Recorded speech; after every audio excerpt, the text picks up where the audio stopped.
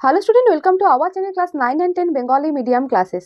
তো আজকে আমরা কি পড়বো? আজকে আমরা পড়বো দশম শ্রেণীর প্রথম কবিতা অসুখী একজন কবিতাটি। অসুখী একজন, দেখো কবিতায় যে নামকরণ করেছেন কবি অসুখী, অসুখী শব্দটা কিরকম যেন ভারাক্রান্ত শব্দ দিয়ে শুরু হচ্ছে, তাই না? তাহলে আমাদের জানতে হবে যে কবি এরকম নামকরণ কেন করলেন। কবিতাটা পড়লেই আমরা বুঝতে পারবো যে কবি এখানে কেন অসুখী শব্দটা ইউজ করেছে। কবিতাটা পড়ার আগে আমরা জেনে নিই যে কবিতাটি কে লিখেছেন।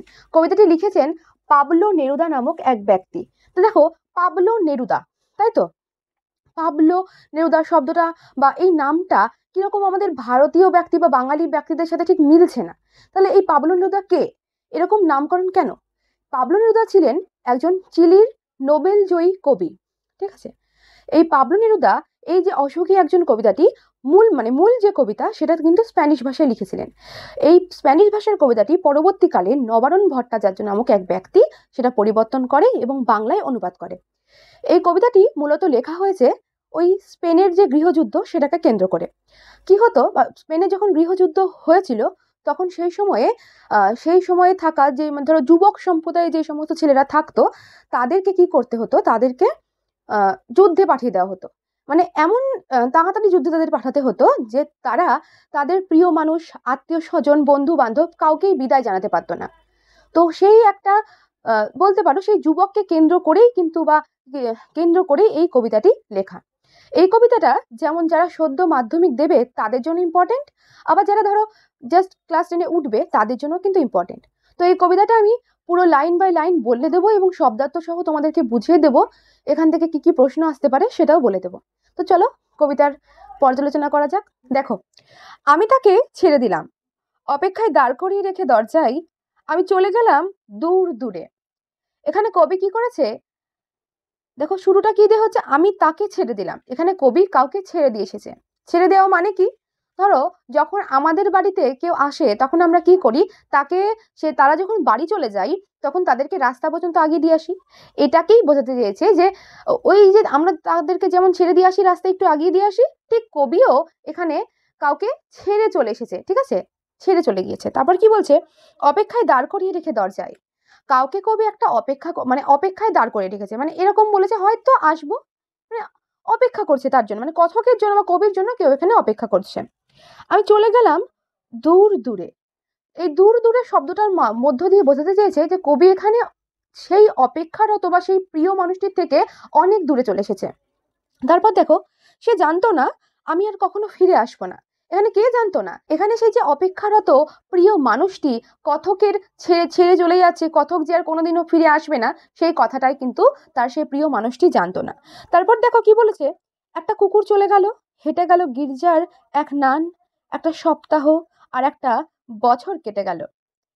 এই যে দুটো লাইন আমি পড়লাম সেই দুটো লাইনের মধ্য দিয়ে কবিতায় কবি একটা সময় পর্বকে ইঙ্গিত করছে বা সময় পর্বকে বোঝাচ্ছে। এবার কি বোঝাচ্ছে কবি? একটা, ধরো কি বলেছে, কবির চলে যাওয়ার পর কি হয়েছে, একটা কুকুর চলে গিয়েছে সেই রাস্তা দিয়ে, তারপর এক গির্জার নান চলে গিয়েছে। এখানে তোমাদের বলে দিই যে নান শব্দের মানে কি। নান শব্দের মানে হলো মহিলা সন্ন্যাসিনীদের, অ্যাকচুয়ালি সন্ন্যাসিনীদের বোঝায়, ঠিক আছে? খ্রিস্টান যারা হয় সেই সন্ন্যাসিনীদের। তারপর কি হয়েছে, এভাবে করে করে একটা সপ্তাহ কেটে গিয়েছে, তারপর একটা বছরও কিন্তু চলে গিয়েছে। তারপর দেখো কি বলেছে দুটো লাইন, বৃষ্টিতে ধুয়ে দিল আমার পায়ের দাগ, ঘাস জন্মালো রাস্তায়। এই দুটো লাইন মধ্য দিয়েও কিন্তু কবি এখানে একটা সময়কে বুঝিয়েছে। কি বলেছে, বৃষ্টিতে ধুয়ে দিয়েছে কবির পায়ের দাগ। কবির পায়ের দাগ ধুয়ে দিয়েছে কেন? দেখো, যখন অনেক দিন হয়ে যায় কোনো মানুষের চলে যাওয়া বা কোনো মানুষ যখন আমাদেরকে অনেক দিন ছেড়ে চলে যায় তখন আস্তে আস্তে করে তার স্মৃতি আমরা ভুলতে থাকি, তাই তো? তারপর দেখো, ঘাস জন্মালো রাস্তায়। ঘাস শব্দটা কেন ইউজ করেছে, মানে কবি চলে যাওয়াটা এতটাই সময় হয়ে গেছে বা এতদিনই হয়ে গেছে, সেই কারণে কিন্তু সেই রাস্তায় ঘাস জন্মেছে।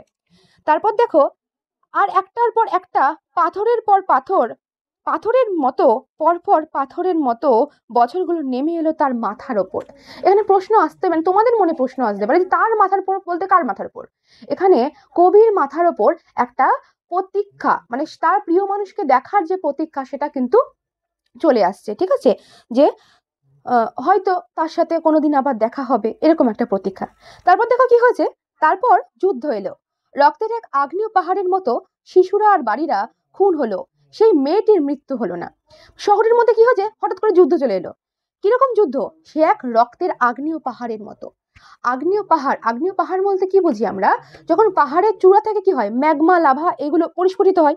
ম্যাগমা লাভার মাধ্যমে কি হয়, ম্যাগমা লাভার মধ্য দিয়ে চারপাশে যে সমস্ত মানুষেরা থাকে বা গাছপালা পশু পাখি যারা থাকে তাদের প্রচুর ক্ষয়ক্ষতি হয়। ঠিক সেই রকমই ক্ষয়ক্ষতি কবি এখানে বোঝাতে চেয়েছে তার কবিতায়। মানে তার ক্ষয়ক্ষতিটা কিভাবে হয়েছে, এতটাই ক্ষয়ক্ষতি যে চারিদিকে রক্ত বোঝাতে চেয়েছে। সেই ক্ষয়ক্ষতিতে আমি যেমন বললাম ওই ম্যাগমা লাভাতে কি হয়, ম্যাগমা লাভা পরিস্ফুটিত হয়, এই যুদ্ধের মাধ্যমে রক্ত পরিস্ফুটিত হয়েছে। কি হয়েছে তারপর দেখো, শিশুরা আর বাড়িরা খুন হলো। সেই যুদ্ধতে শিশুরা খুন হয়েছে, বাড়িরাও ধ্বংস হয়ে গিয়েছে, কিন্তু সেই মেয়েটির মৃত্যু হলো না। এখানে কোন মেয়েটির মৃত্যু হলো না? ওই যে কবি, যার মানে ধরো কবি প্রিয় মানুষটির কিন্তু মৃত্যু হলো না। কেন? তোমাদের মনে একটা প্রশ্ন আসতেই পারে যে যে যুদ্ধে শিশুদের কোনো ক্ষতি হলো না, তাহলে মানে শিশুদের ক্ষতি হলো, তাহলে সেই যুদ্ধে সেই প্রিয় মানুষটি বা সেই মেয়েটির কেন মৃত্যু হলো না? কবিতাটা পুরোটা পড়লে আমরা বুঝতে পারবো যে সেই মেয়েটির কেন মৃত্যু হয়নি। তারপর দেখো, সমস্ত সমতলে ধরে গেল আগুনে, মানে সমস্ত সমতলে ধরে গেল আগুন। শান্ত হলুদ দেবতারা হাজার বছর ধরে ডুবেছিল ধ্যানে, উল্টে পড়ল মন্দির থেকে টুকরো টুকরো হয়ে। তারা আর স্বপ্ন দেখতে পারল না। সমস্ত সমতল মানে আমাদের পৃথিবী বা বিশ্ব ব্রহ্মাণ্ডে সব জায়গায় কিন্তু আগুন লেগে গিয়েছে। তারপর কি হয়েছে? শান্ত হলুদ দেবতারা, শান্ত হলুদ, তোমাদের একটা প্রশ্ন মনে প্রশ্ন আসতে পারে যে দেবতাদের এখানে হলুদ শব্দের সাথে তুলনা করা কেন হয়েছে? হলুদ শব্দটা অ্যাকচুয়ালি প্রাচীনত্বের প্রতীক। এই জন্য দেবতাদেরকে কিন্তু হলুদ রঙের সাথে তুলনা করা হয়েছে। যারা হাজার বছর ধরে ডুবেছিল ধ্যানে। কারা ডুবেছিল? এখানে সেই মন্দিরে যে দেবতারা তারা ডুবেছিল ধ্যানে, উল্টে পড়লো মন্দির থেকে টুকরো টুকরো হয়ে, তারা স্বপ্ন দেখতে পারলো না। এখানে সেই দেবতাদের কথাই বলা হয়েছে যারা ধ্যানে এতদিন ধরে ধ্যান করছিল। সেই যুদ্ধটা এতটাই ভয়ঙ্কর যে ভগবানরাও কিন্তু সেই যুদ্ধ থেকে রেহাই পায়নি। তারাও তাদের মন্দির থেকে টুকরো টুকরো হয়ে পড়ে গিয়েছে। তারাও তাদের ধ্যানের মধ্যে থেকে তারা যেটা স্বপ্ন দেখছিল, সেই স্বপ্নটাও কিন্তু তাদের আর পূরণ হলো না। তারপরে দেখো, সেই মিষ্টি বাড়ি, সেই বারান্দা যেখানে তুমি ঝুলন্ত বিছানায় ঘুমিয়েছিলাম, গোলাপি গাছ, ঝরানো করতালের মতো পাতা, চিমনি, প্রাচীন জলতরঙ্গ সব চূর্ণ হয়ে গেল, জ্বলে গেল আগুনে। তাহলে কবি এই যে যে 5টা লাইন আমরা পড়লাম সেখানে রিমেম্বার করছে, মানে মনে করছে যে তারও একটা সুন্দর বাড়ি ছিল, সেখানে একটা ঝুলন্ত বিছানা ছিল, তারপর কি ছিল, একটা বারান্দা ছিল যেখানে কবি কি করেছিল, ঝুলন্ত বিছানায় সেখানে কবি ঘুমাতো। আর কি ছিল সেখানে? গোলাপি গাছ। এখানে তোমাদের মনে প্রশ্ন আসতে পারে, অনেকেই দেখি লেখো গোলাপি গাছ মানে কি, গোলাপি গাছ মানে লেখো গোলাপ ফুলের গাছকে। আসলে কিন্তু তা না, গোলাপি গাছ মানে পাতাবাহার যে সমস্ত গাছ হয় সেগুলোকে কিন্তু বোঝানো হয়। ঝরানো করতালের মতো পাতা, এখানে গোলাপি গাছের কিন্তু পাতার কথা এখানে বলেছে। তারপর দেখো চিমনি, প্রাচীন জলতরঙ্গ। জলতরঙ্গ কি? জলতরঙ্গ শব্দের মানে অনেকেই মনে করো যে নদীর ঢেউকে বোঝায়, কিন্তু তা না। জলতরঙ্গ শব্দের মানে হলো বাদ্যযন্ত্র। কোনো একটা বাদ্যযন্ত্রকে, মানে জলের দ্বারা যে বাদ্যযন্ত্র একটা হয় যেটা বাজায়, সেটা সেই ধরনের একটা বাদ্যযন্ত্রকে কিন্তু জলতরঙ্গ বলে উল্লেখ করা হয়েছে। সব চূর্ণ হয়ে গেল, জ্বলে গেল আগুনে। তাহলে কবিরও যা কিছু ছিল, কবির যে বাড়ি ঘর গাছপালা যা ছিল তারও কিন্তু সবকিছু চূর্ণ হয়ে গেল। তারপর দেখো, আমরা কবিতার একেবারে শেষ প্যাসেজে চলে এসেছি। যেখানে ছিল শহর সেখানে ছড়িয়ে রইল কাঠ কয়লা, দোমড়ানো লোহা, মৃত পাথরের বিভৎস মাথা, রক্তের একটা কালো দাগ।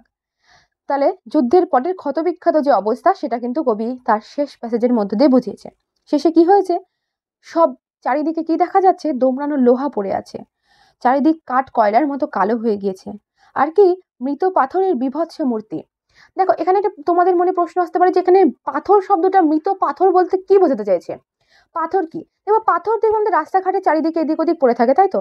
ঠিক সেই রকম ভাবেই তাই যে যুদ্ধর ক্ষেত্র বা যেখানে যুদ্ধ হয়েছে সেই জায়গাতে ওই মাথাগুলো এদিক ওদিকে পড়ে রয়েছে, সেই বীভৎস যে চিত্র সেটাই কবি এখানে বোঝাতে চেয়েছে। তারপর দেখো, রক্তের একটা কালো দাগ, রক্তের দাগ কালো। তোমাদের মনে এখানেও একটা প্রশ্ন আসতে পারে, রক্ত তো কালো রঙের হয় না, তাহলে কেন কালো? এখানে কবি উল্লেখ করেছে, এখানে কালো উল্লেখ করার একমাত্র এটাই কারণ যে রক্তটা এতটাই বেশি আর রক্তটা এতটাই গভীর যে সেগুলো শুকিয়ে একেবারে কালো রং ধারণ করেছে। তারপর দেখো, আর সেই মেয়েটি আমার অপেক্ষায়। এত কিছু হয়ে গেল, এত যুদ্ধ হয়ে গেল, সবকিছু হয়ে গেল, তবুও কিন্তু কবির যে প্রিয়জন সেই মানুষটির কিন্তু তবুও কবির অপেক্ষায় রয়েছে। এই কবিতাটি পড়ার পর তোমাদের মনে একটা প্রশ্ন আসতেই পারে যে এখানে সেই মেয়েটির কেন মৃত্যু ঘটলো না? এখানে সবার মৃত্যু ঘটলো, বাড়িঘর এমনকি দেবতারাও যেখান থেকে রেহাই পেল না, তাহলে সেখান থেকে কেন মেয়েটির মৃত্যু ঘটলো না? তাই তো অ্যাকচুয়ালি এই গল্পতে এই মেয়েটা ভালোবাসার প্রতীক, ঠিক আছে? সেই মেয়েটির ভালোবাসাটা এতটাই দীর্ঘ যে সব কিছুর ঊর্ধ্বে চলে যেতে পারে। দেখো কবিতার যে শুরুটা সেখানে কিন্তু প্রথমত সেই তার যে প্রিয় মানুষ সেটা সে ছেড়ে চলে যায়, তারপর সে অপেক্ষা করতে থাকে, তারপর হঠাৎ করে যুদ্ধ চলে আসে। সেই যুদ্ধটা এতটাই বীভৎস বা এতটাই ভয়ঙ্কর যেখানে শিশুরা পর্যন্ত রেহাই পায় না, এমনকি পাথরের মতো ওই ভয়ঙ্কর বা বীভৎস মাথাগুলো পড়ে থাকে। সেরকম সেরকম যে ভয়ঙ্কর পরিস্থিতির মধ্যেও সেই মেয়েটির ভালোবাসা কিন্তু একটুও মানে খামতি ছিল না। সে কিন্তু তার প্রিয় মানুষটির অপেক্ষায় কিন্তু সে অপেক্ষায় করে গিয়েছিল। এবার তোমাদের মনে আরেকটা প্রশ্ন আসতে পারে যে কবিতার নাম অসুখী একজন কেন? এরকম প্রশ্ন তোমাদের মনে হতে পারে কি অসুখী তাহলে এখানে কি একজন? একদমই না। এখানে অসুখী বলতে তোমার মত কি সেটা কিন্তু তুমি অবশ্যই জানাতে ভুলো না। আমার মতে এখানে অসুখী কিন্তু দুজন মানুষ। কেন দুজন? এখানে সেই যে মেয়েটি যে কিনা অপেক্ষায় রইল সেই তার প্রিয় মানুষটির, সে যেমন একজন অসুখী, তেমনি ঠিক যে কিনা যুদ্ধের জন্য চলে গিয়েছিল ঠিক সেই মানুষটিও কিন্তু অসুখী।